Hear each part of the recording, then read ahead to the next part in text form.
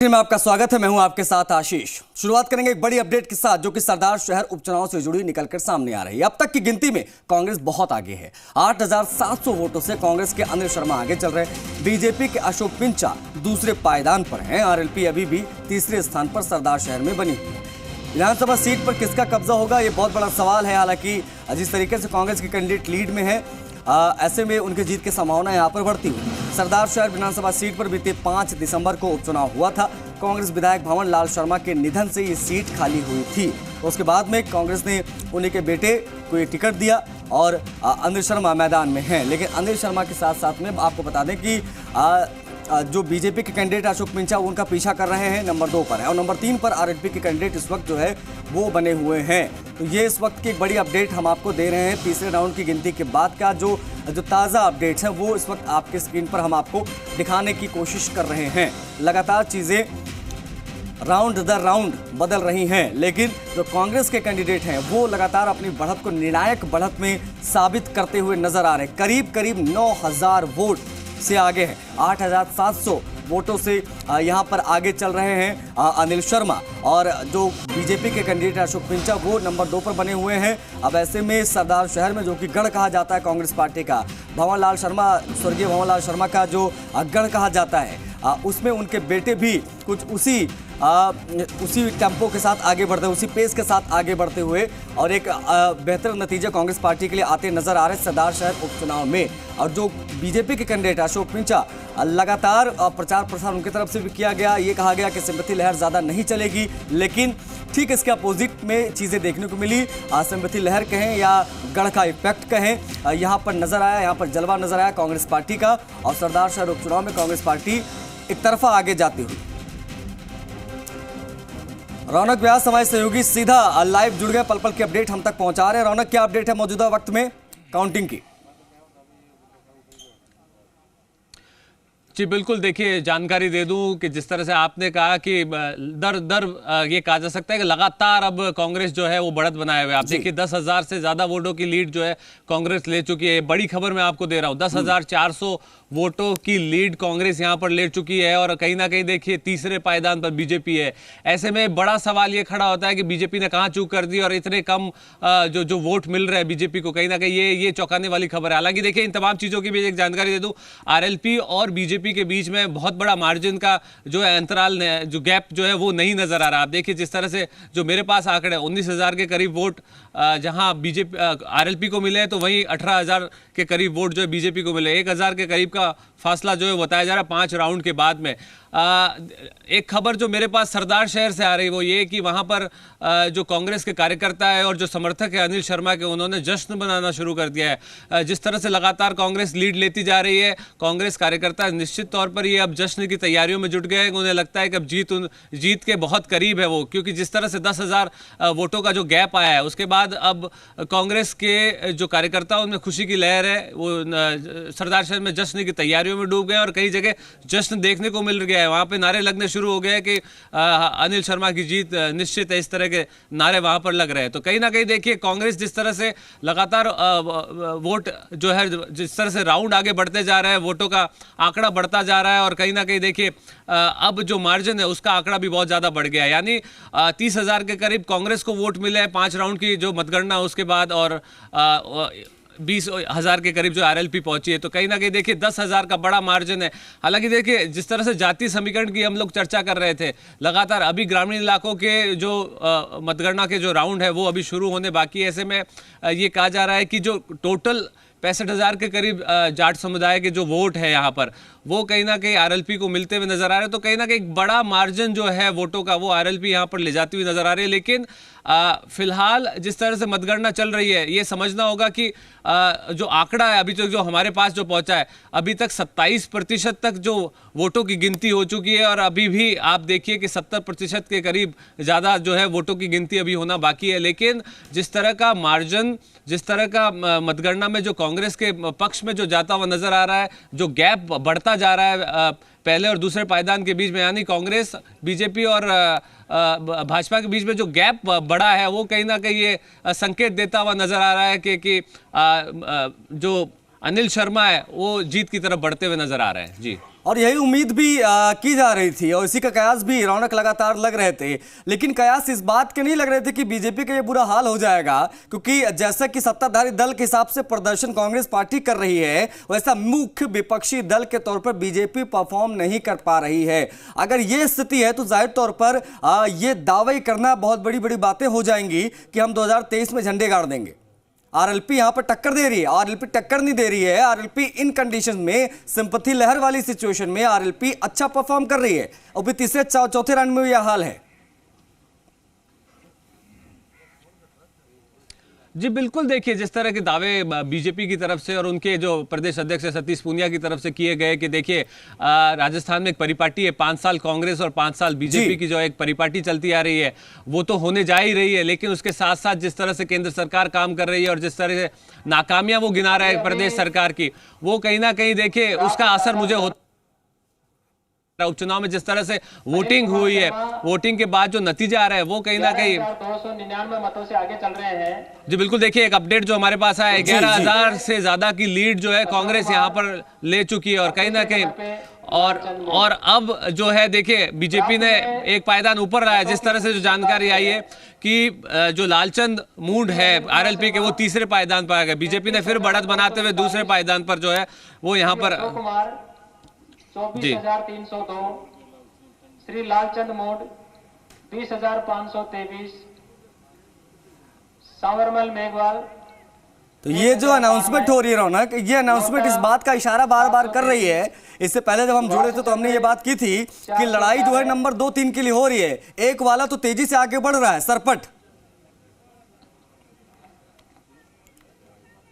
जी बिल्कुल, देखिए जिस तरह से जानकारी मिल रही है कि 11,000 से ज्यादा की लीड कांग्रेस यहां पर ले चुकी है और दूसरे पायदान पर बीजेपी है और तीसरे पायदान पर आरएलपी आ गई है। छठे राउंड की काउंटिंग की जो यहां पर घोषणा हुई उसके बाद ये कहा जा सकता है कि बीजेपी ने कुछ बढ़त बनाई है, लेकिन निश्चित तौर पर जिस तरह से लगातार कांग्रेस लीड लेती जा रही है, हालांकि देखिए आप एक अनुमान जो लगाया जा रहा है कि जो पहले राउंड में जो गैप आया था, दूसरे राउंड और तीसरे राउंड तक एक अच्छा मार्जिन कांग्रेस ने सेट किया था यहां पर जीत की तरफ जो बढ़ता हुआ जो कदम बढ़ाती हुई कांग्रेस नजर आ रही है। लेकिन आप देखिए पिछले 3 राउंड में कांग्रेस को कम मार्जिन मिला। आप देखिए जिस तरह से 5 राउंड तक 10,000 की लीड मिल रही थी, छठे राउंड तक 11,000 की लीड, यानी 1,000 की लीड यहां पर छठे राउंड में मिली है कांग्रेस को। तो कहीं ना कहीं देखिए एक स्पीड जो कहते हैं उसमें कहीं ना कहीं गिरावट आई है। जो कांग्रेस को जो वोट की जो लीड लगातार मिल रही थी उसमें कहीं ना कहीं स्पीड में गिरावट जो देखने को मिल रही है। लेकिन आप देखिए कि जिस तरह से दूसरे और तीसरे पायदान पर जिस तरह से हम लगातार बात कर रहे थे कि देखिए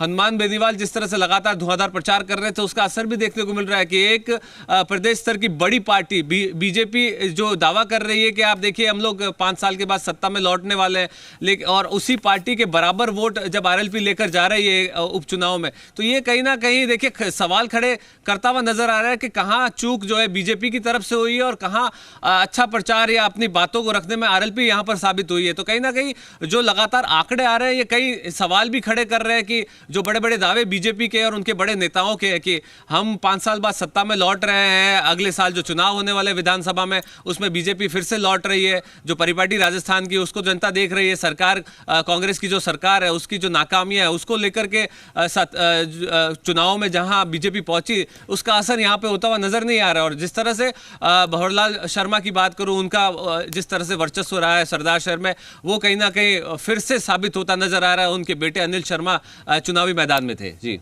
एक बहुत बड़ी चीज ये है और एक बहुत बड़ा फैक्टर और पहलू मैं आपसे समझना चाहूंगा यहाँ पर रौनक, क्योंकि देखिए आरएलपी का नाम जो है पिछले कुछ महीनों में बहुत ज्यादा सुर्खियों में आया और बहुत ज्यादा सुर्खियां बटोरी इस पार्टी ने। अब ऐसे में ये जो उपचुनाव है वो किसी के लिए महत्वपूर्ण हो ना हो, आरएलपी के लिए बड़ा महत्वपूर्ण है। मैं इसलिए बार बार ये चीज कह रहा हूं क्योंकि जो विधानसभा चुनाव आने वाला है उसमें अगर ज्यादा से ज्यादा सीटों पर आरएलपी लड़ती तो बहुत बड़ा इंपैक्ट छोड़ेगी। अगर ये उपचुनाव में वो नंबर 2 के पायदान पर आती है तो क्या मैं गलत कह रहा हूं?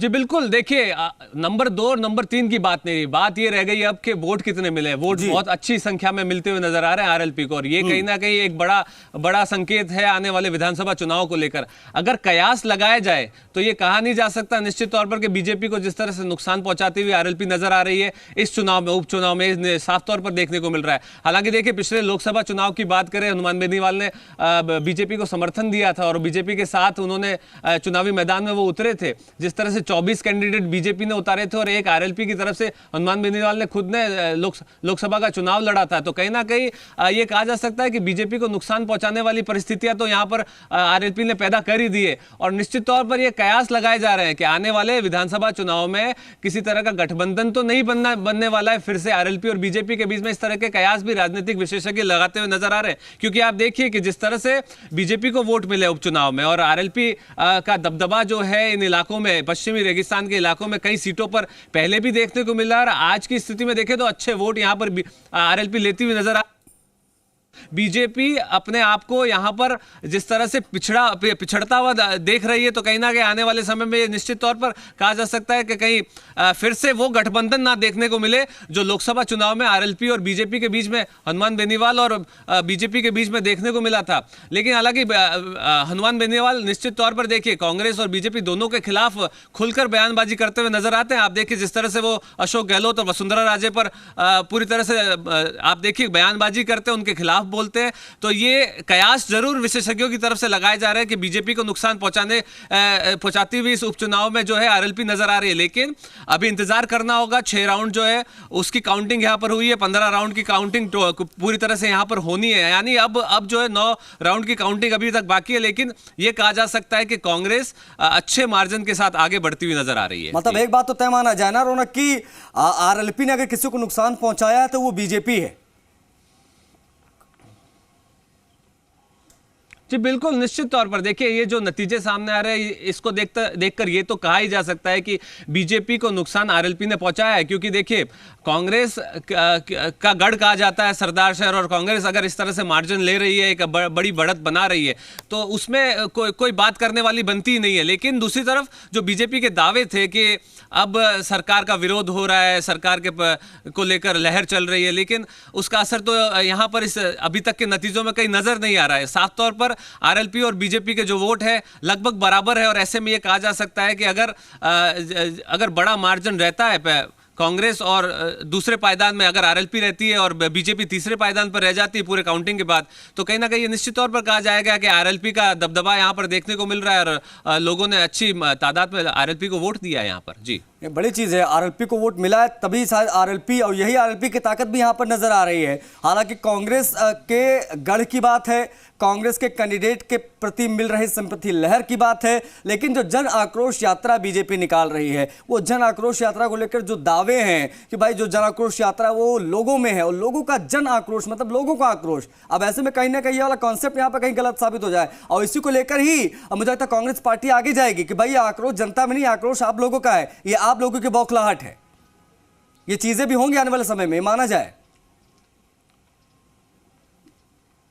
बिल्कुल, निश्चित तौर पर देखिए जिस तरह से जनाक्रोश रैली बीजेपी निकाल रही है पूरे प्रदेश में, एक तरफ भारत जोड़ो को लेकर राहुल गांधी खुद यहां पर लीड कर रहे हैं पूरी पार्टी को, और दूसरी तरफ आप देखिए सत्ता में कांग्रेस बैठी, और कांग्रेस ने जिन मुद्दों को लेकर उपचुनाव में, चाहे बात करूं अशोक गहलोत की बात करूं, गोविंद सिंह डोटासरा की बात करूं, या तमाम जो कद्दावर नेता है कांग्रेस के और मंत्री है वो यहाँ पर पहुंचे थे, जिन मुद्दों को रखा उन्होंने, हो सकता है कि जनता को मुद्दे पसंद आया जिसके आधार पर वोट हुए। दूसरी तरफ सिंपैथी की बात हम लगातार कर रहे हैं, भंवरलाल शर्मा का जो इतिहास रहा है, जिस तरह से उनका राजनीतिक करियर रहा है, और उसके बाद लोगों की सिंपैथी है, और कहीं ना कहीं देखिए अनिल शर्मा भी लोगों से जुड़ाव रखते हैं। ऐसे में एक पूरा जो सिनेरियो कांग्रेस के फेवर में बनता हुआ नजर आया, और उसका नतीजा ये है कि देखिए नए रुझान जो हमारे पास आ रहे हैं उसकी जानकारी देते हैं। कंप्लीट हो चुका है, जिसमें श्री अनिल कुमार शर्मा 10,531 मतों से आगे चल रहे हैं।